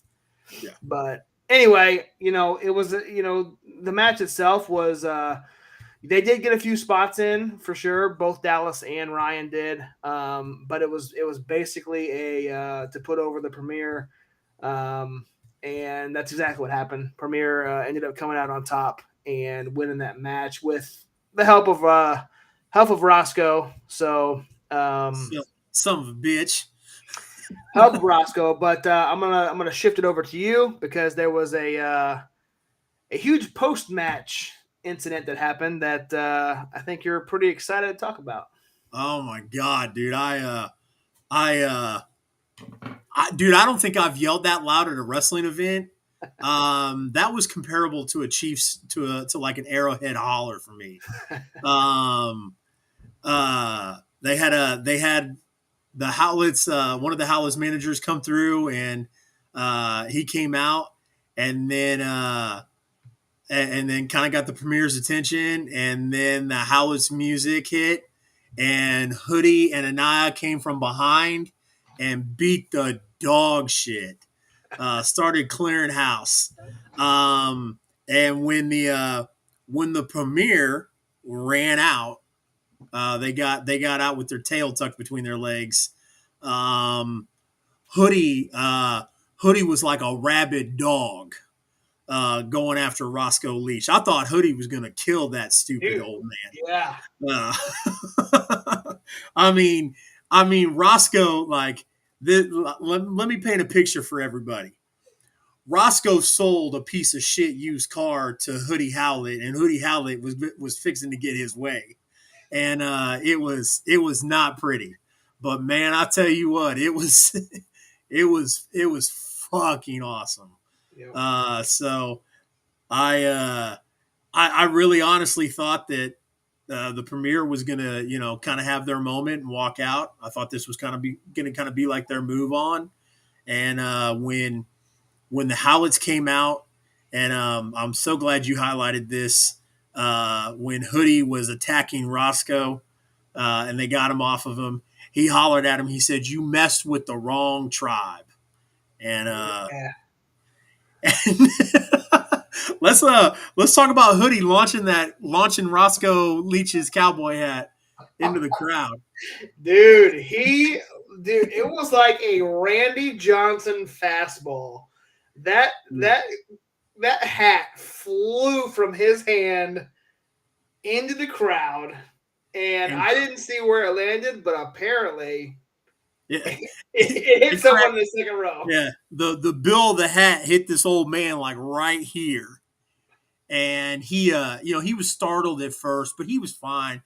Like it was funny, and and hats off to Hoodie, because Hoodie saw it and acknowledged it. He was saying sorry to the guy, and the guy, the old man, he's probably in his 70s. He kept telling Hoodie, he's like, I'm tough, I'm okay. And actually, Hoodie actually posted on Twitter, if anybody knows that guy. So definitely, like I said, man, I popped humongously when I saw him come out, when I saw the Howlers manager come out and get the Premier's attention. I knew what was coming, and when I saw Hoodie and Anaya come through the crowd, and when you saw them, Anaya, we're on the side here, on the back side of we're looking straight at the the entrance coming in. Yep. So we're on the back side of the ring. And I saw the manager come out, and then I knew something was going to happen with the Howlets. And we're in such a small little area. I'm standing, my chair is sitting not even 2 feet away from the giant, the light that shines onto the ring. That's because you moved your chair, you schmuck. I did. We need to give a little bit more space, a little breathing room is what I like to say. Don't like to be hugging on you the entire event. Yeah, but it's different when you bring your 4XL friend to the wrestling event with you. Got to spread those chairs out a little bit. Yeah, just a little breathing room, But I had no idea they were coming from behind. So as we're standing up, we're both on our feet. Anaya comes and just shoves the shit at me, really, and I hit over into you. And I'm like, what the fuck is happening? And, it's Anaya. Okay, my bad. And he climbs over the railing and goes in there. And so, yeah, I mean, fantastic moment. You and I both talked. We thought it was going to be reversed. We thought the Premier was going to come in and attack the Howlets after their match, but it was the other way around. So, yeah, great move by them, and it was good stuff. It was fucking awesome. Yeah. So it was definitely worth it. So and got to see Roscoe Leach get his ass kicked. So absolutely, for sure. That's always, that was for somebody's grandma that Roscoe sold a 1987 Cutlass with a jacked up motor in. So right. So if we want to move on to the next match, we had a triple threat, which a match I was looking forward to. This was so much fucking fun. Oh, 100%, dude. So 100%. Much fun. And go ahead. I was going to say, I'm not going to take anything away from Arjun Singh. Singh is a phenomenal athlete, a good wrestler. The match was built to be Luigi Primo and him, and Dan the Dad, and they made a phenomenal move. Bringing in Ethan Price to do this match with Dan the Dad, and so Ethan Price, his gimmick is the big strong boy. Yeah, he's a big strong boy. He's a big strong boy. Yeah. Have you have the twins, have Justin or Jensen started doing the big strong boy yet, or nope, but I know they definitely will at some point. Yeah. Yeah, this is it was great, man. Ethan Price is a character for sure. Yeah. And you're right, Arjun Singh, we saw him last month against Luigi, and he did great in that match, and I was looking forward to it with him in it. But when they kind of made the pivot to Ethan Price, that it fit very well with both Dan the Dad and Luigi. This is our second Luigi Primo match. Same old Luigi. Great stuff. Phenomenal pop when he came out. The crowd absolutely loves Luigi Primo. Probably, I could put him up against anybody of the night. His entrance compared to everybody else probably had the biggest pop. I can't think of a bigger pop than Luigi Primo. I was gonna say when the Howlett's music hit with the premiere, I think you're right. I mean, you're right. My I'm voice, talking pre-match. voice, Yeah, pre-match. my voice when the Howlett's came out, damn near took the roof off that place. You're right. So any little help I got from the crowd surrounding me was good enough. But I agree. Primo not taking anything away from Luigi. Luigi is extremely popular, and he is. I mean, he making the best pizzas. So he absolutely does. Dude, and, he posted a video on his Instagram or his or I think Instagram or Twitter, maybe both. And I think it has nothing to do with CSW, but you guys need to follow him. The best, I'm not sure exactly off the top of my head what it is, but you'll just search Luigi Primo wrestling, you're gonna find him. He posted a video on the side of a highway. Best pizza maker. Best pizza maker. Search him up on social media, guys. He's just as entertaining on his socials as he is in person because he posted a video. I don't think it had anything to do with CSW. It was his next adventure. He said he was in the jungle, and he was walking around the jungle talking about pizza. Clearly, the guy is just standing off the side of the highway next to a bush or something, and he's recording himself, but he's in the jungle making the best of pizza. It was the greatest thing ever, man. So hats off, Luigi. You are extremely entertaining. Really hope sometime in the future you can come on this show and we are ironing out the details as we speak. So yep. Luigi will be a guest on the I-70 hot tag sometime very soon. This was my first time, or that's a lie. Never mind. I was going to say it was my first time seeing Dan the Dad live, but we saw him at AEW. So yes, we did. And Dan the Dad did not disappoint either. When he took off his belt, and then when he depanced Ethan Price, I was dying. Yeah. I kept hollering at him that Ethan touched the thermostat. So. But this was a very, very fun match. The crowd was super into this. Like I said, I mean the Luigi Primo, pop and everything, and then kind of like, the crowd enjoyed the match, but you could hear the when Primo lost, and so yeah, all thanks to your our boy Niles Planke came out and basically attacked virtually both Dan the Dad and Luigi Primo, giving the big strong boy the win, which in my mind is setting up for the June event to be a tag team match. I'm all for it. Ethan Price and Niles Planke versus Dan the Dad and Luigi Primo is my estimation of what's going to happen at the next CSW event. So your bold prediction, your Chase-like hot take. My Chase-like hot take is coming in strong. Main event time, man. This was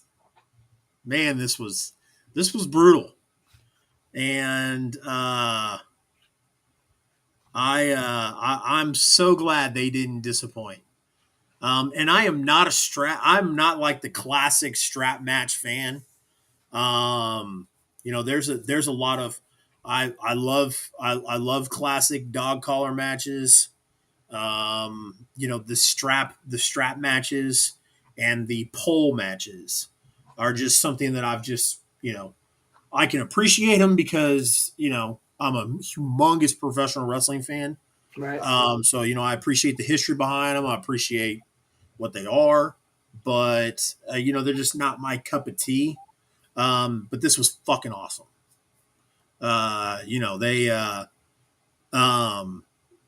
you get to a point where it looked like Moonshine was gonna hit all four posts, and then Derek Neal, low blows him with the strap, and pulls him away, and then Derek Neal got busted open, and then our guest who left us about 30 minutes ago got beat with the strap. And he actually posted pictures on his social media of what his back looked like after those strap hits. I do not envy him. No. Looks like some marks my mom used to leave on my ass. When I was when I was running and gunning.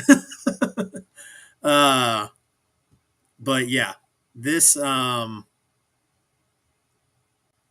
sound. I'm glad you left that note in there, because I would have forgot.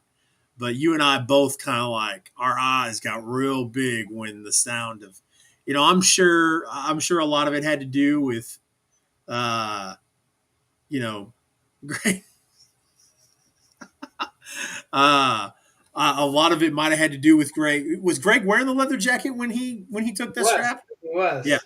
Yeah, That's, and like that was the big. I think that's what amplified the sound of the strap. Yeah. Yeah, I mean, it echoed through that auditorium. So, Yep. Yeah, it was. What a match, man! What a main event! What a way to end it. We talked a little bit to Jovi about that. That family sitting front row with Moonshine's face all over their clothing, and that The daughter, girl, the daughter, the young lady was so. she was so heartbroken. Yeah, she was 8 or 9. I can't. She looked about 8 or 9.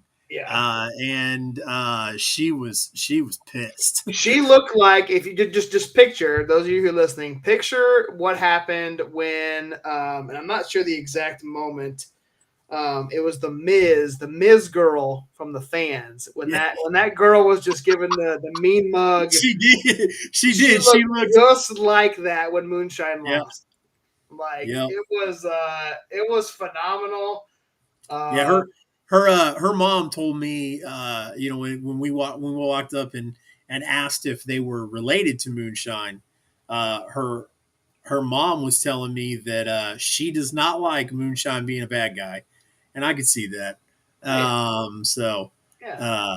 But Moonshine plays a bad guy so well, so love it. Love it. Sometimes too well, Yeah, dude, and I kind of wanted to talk about it a little bit with Jovi, but we had a lot of Moonshine talk. But with the first time I saw him in NWL as Maverick, I immediately knew this guy's going to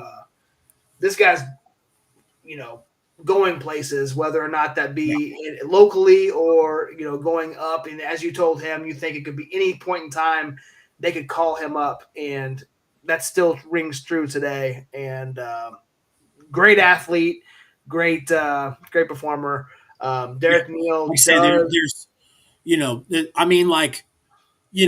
there's certain big guys, that they're just big guys. Yep. And then there's other guys that just kind of have that look, and Moonshine's got that look that says like he is the prototype that they're looking for. Yep. So and that's good for him, man, because like I said, he plays that he plays the the badass hard ass role very well. So yes, he does. Yeah.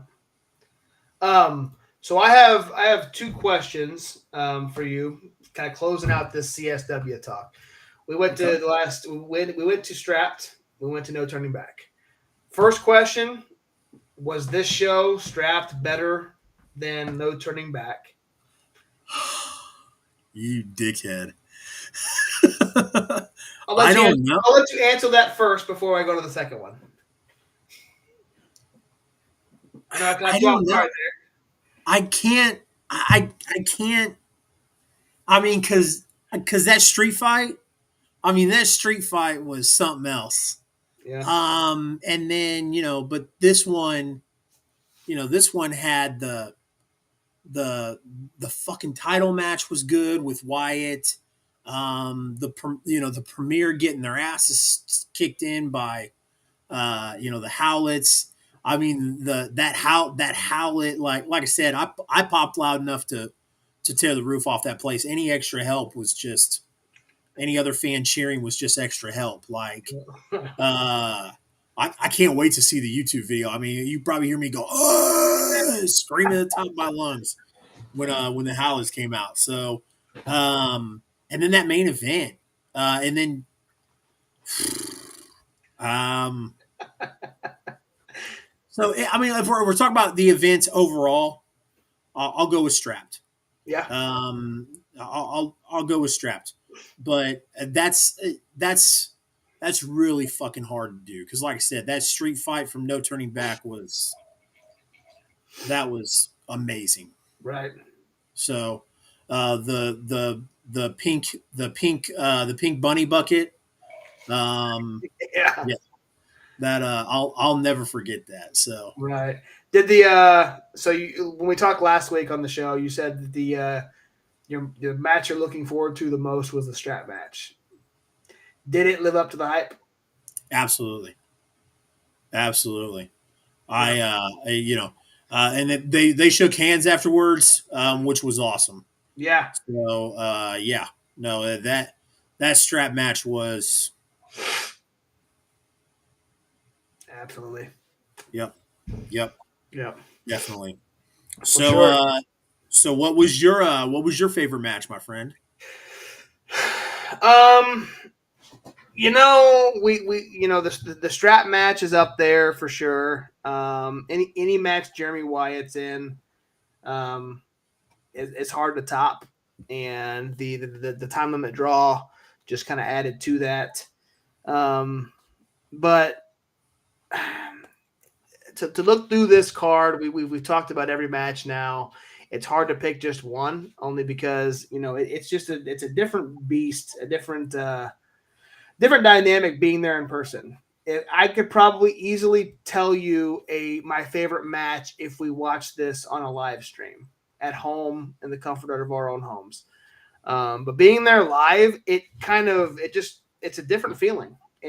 Every match seems important. Every match has the spots that play into the crowd, the live crowd, and it's just even seeing each different wrestler. We've covered damn near every promotion. I'm sure we've missed some in the Missouri area, across I-70. Even seeing the same guys wrestle across the I-70 corridor, they seeing it in person is a completely different dynamic. So if I had to pick just one, I'm gonna pick Jeremy Wyatt against Mike Outlaw, only because time limit draw. Wyatt's still one of my favorite wrestlers in the local promotions and around the world, and this continues their feud, and we get to see this match again, and hopefully a resolution match in June. So I'm picking that match as my favorite. So Okay. that kind of concludes our preview or our strap overview. Yeah, I cannot wait to see what Joseph Strider, all of the guys at CSW do for June's event. Extremely excited. No time limit. A match between Wyatt and Mike Outlaw.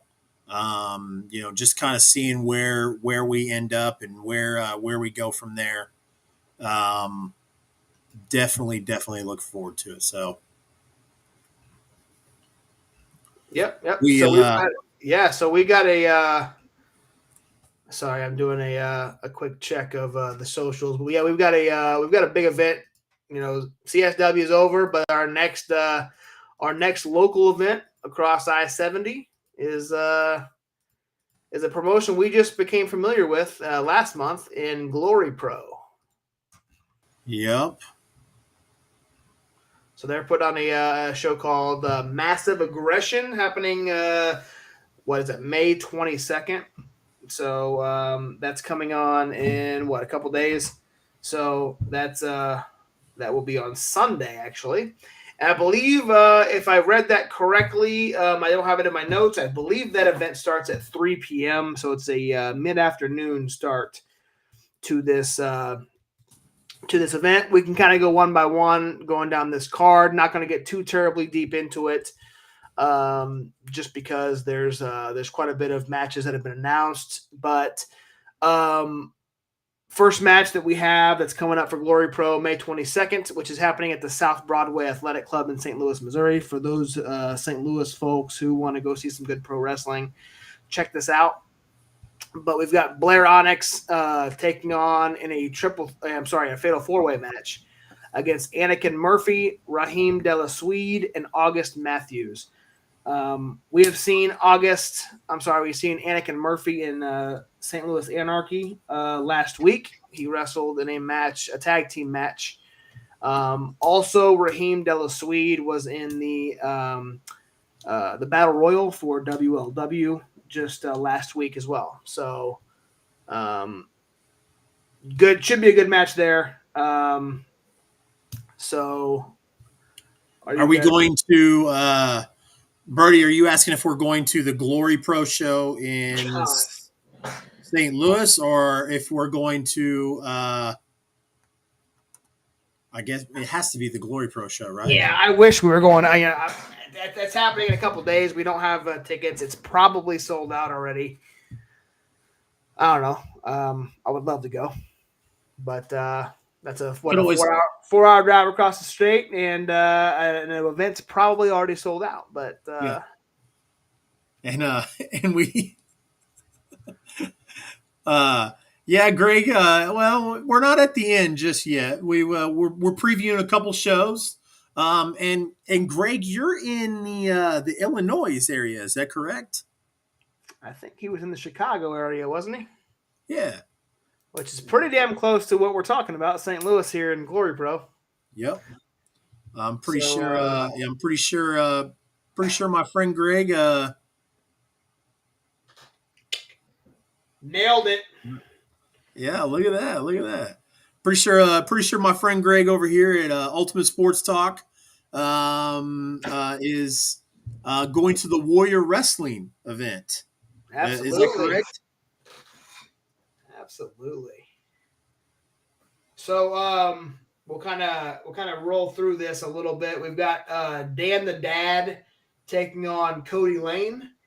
That's going to be a fantastic match. Cody Lane has really grown on me since we started this podcast. He's a beast in the ring. And Dan the Dad, as we've seen multiple times, he puts on a great show as well. 4.5 hours. All right. Same for us, Greg. It's about 4.5 hours from Kansas City. So yep. We will be in attendance to a Glory Pro match in the next few months. 100%.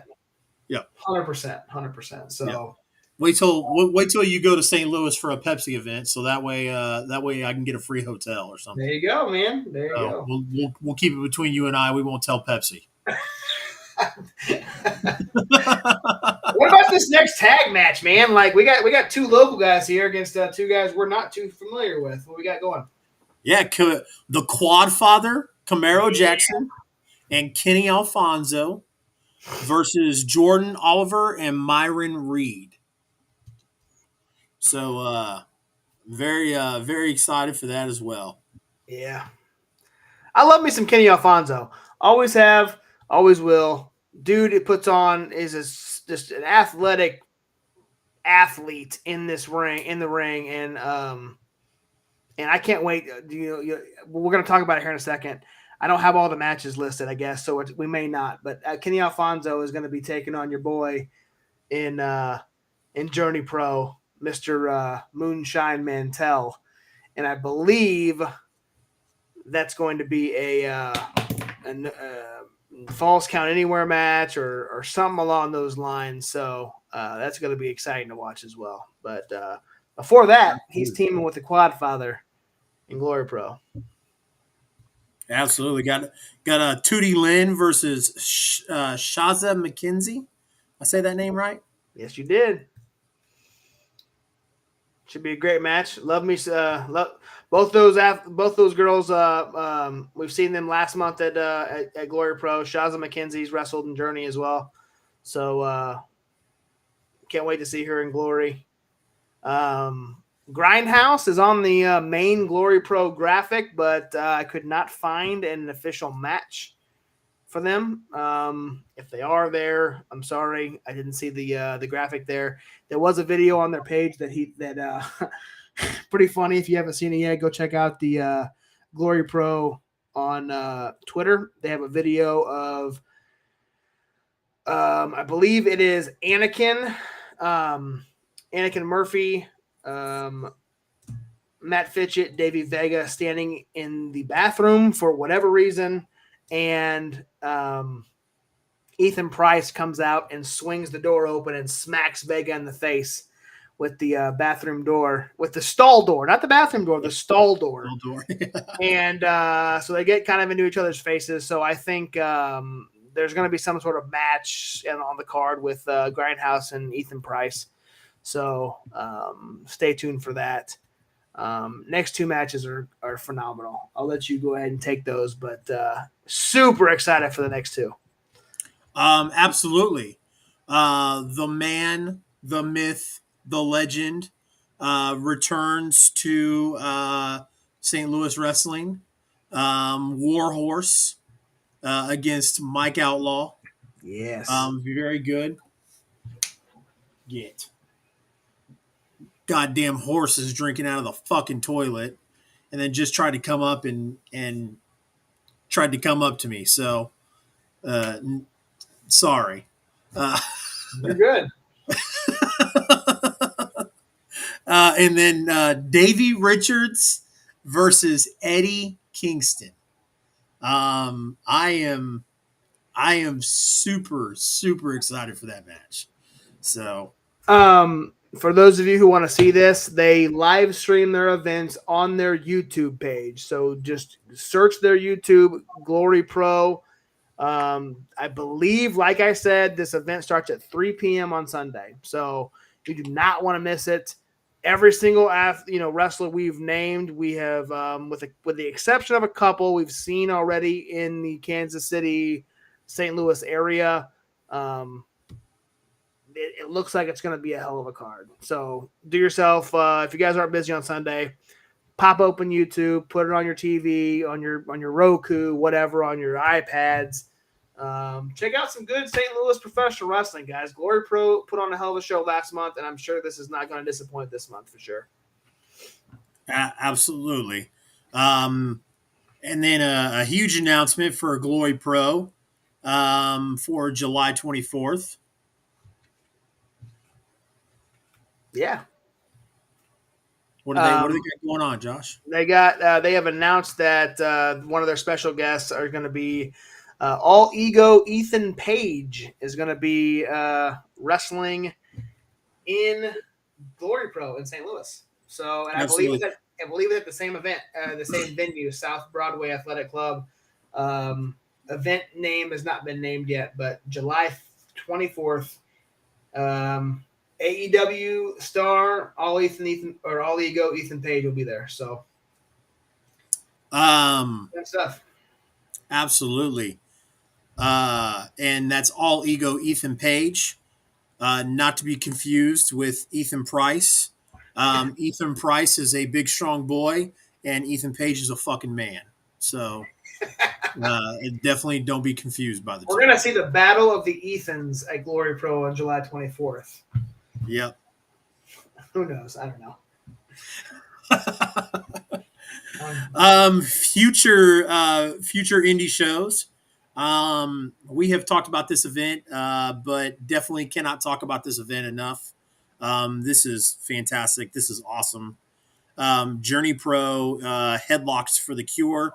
The proceeds from this event will benefit the Head for the Cure Foundation to help them go gray for Brain Cancer Awareness Month. That's phenomenal. So, if you're able to make this event, by all means. If not, I would imagine just like every other event that Journey Pro has, it will be broadcasted on their Twitch on twitch.tv/journey, the number 2, anarchy. Like I said, all the proceeds are going to go to a phenomenal cause. So definitely check that out. You can go to the link right here on the screen, journeyprokc.com. See if there is any tickets available, or see if you can lend support in any way, shape, or form. That would be fantastic. May 28th, like we have talked about, Warrior Wrestling 22 in St. Louis, Missouri. It is going to feature Will Ospreay versus Davey Richards. Very excited for that. Would love to go, but I don't think I don't think the I-70 hot tag, whether it's the whole thing or even half of it, is going to make its way out there. But we will definitely be keeping up with it. And if anybody watching this or listening to this later on, whether you're with us live or you're listening to it later, if you know where to catch Warrior Wrestling, where we can watch it maybe live or watch a replay of it, definitely shoot it our way. We would love to promote it and let everybody else know. June 4th, we've got XWE presents Summer Heat in Salina, Kansas. It is in association with the Kansas Wrestling Alliance, and former WWE superstar Eugene will be there. Yep. And I'm into, is that his name is Nick something. It's not Nick Aldis, but it's Nick. Nick Aldis is in NWA. Yeah, I know, but every single time I think of Eugene, I want to say his name. It's Nick Dinsmore. That's what it is. Nick Dinsmore. Yep.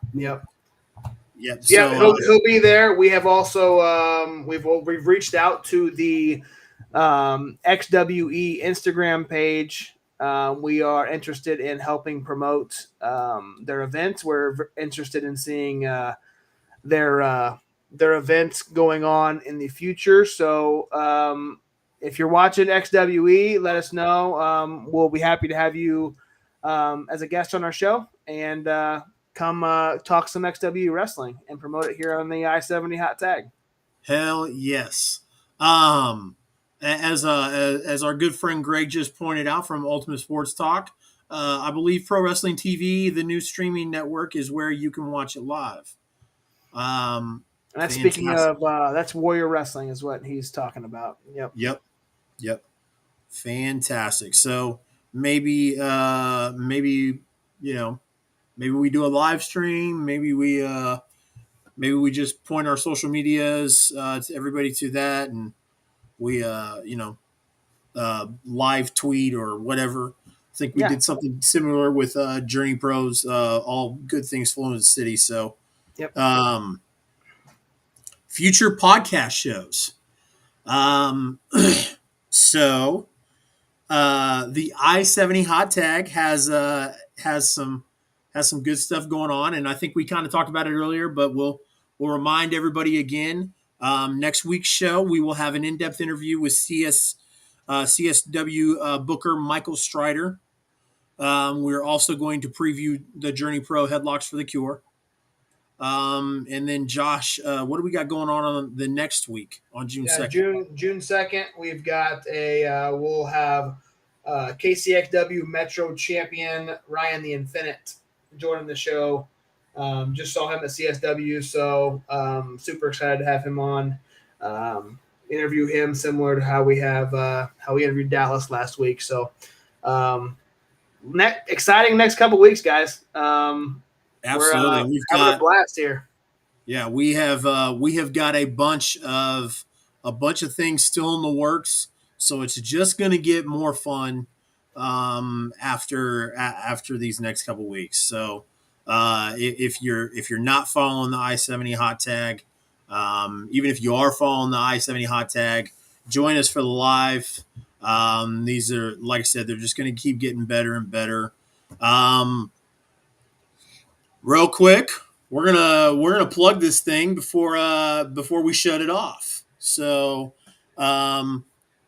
this is your boy Chase, aka CR Media.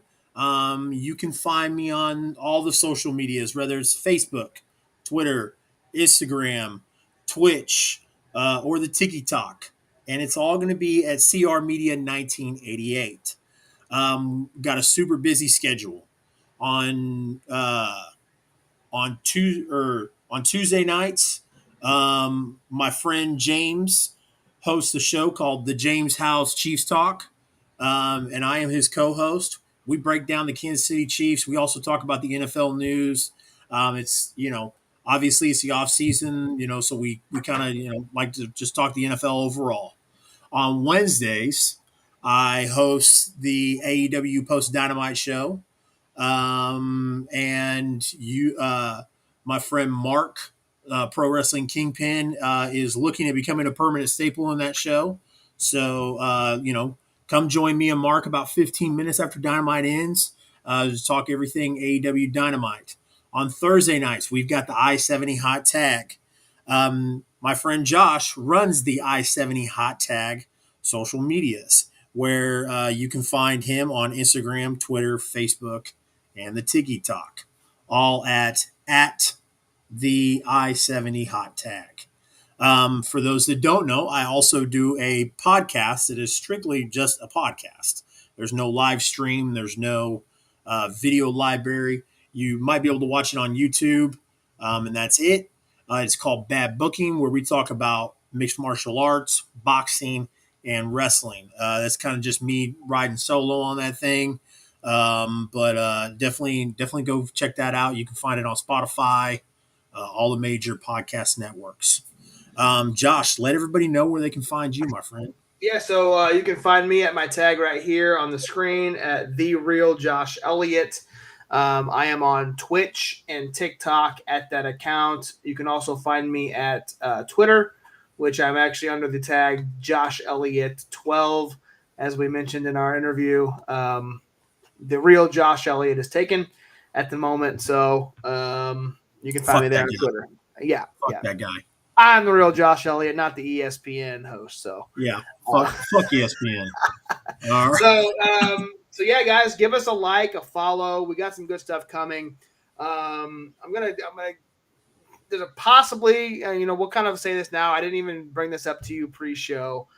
There's going to be some potential giveaways coming for the I-70 hot tag for our listeners. To qualify for that, you just got to be a follower on our social media. So make sure you are following, the I-70 hot tag in every platform, CR Media in every platform to qualify for that. So okay. Giveaways are coming, guys. We'll announce it as it gets closer.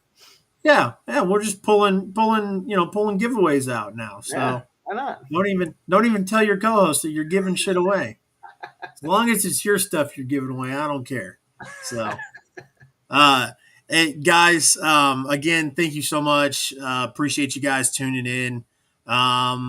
This is where we say goodnight. So, for your boy Chase, CR Media, this is my co-host, the Real Josh Elliott. This has been the I-70 hot tag. Good fight and good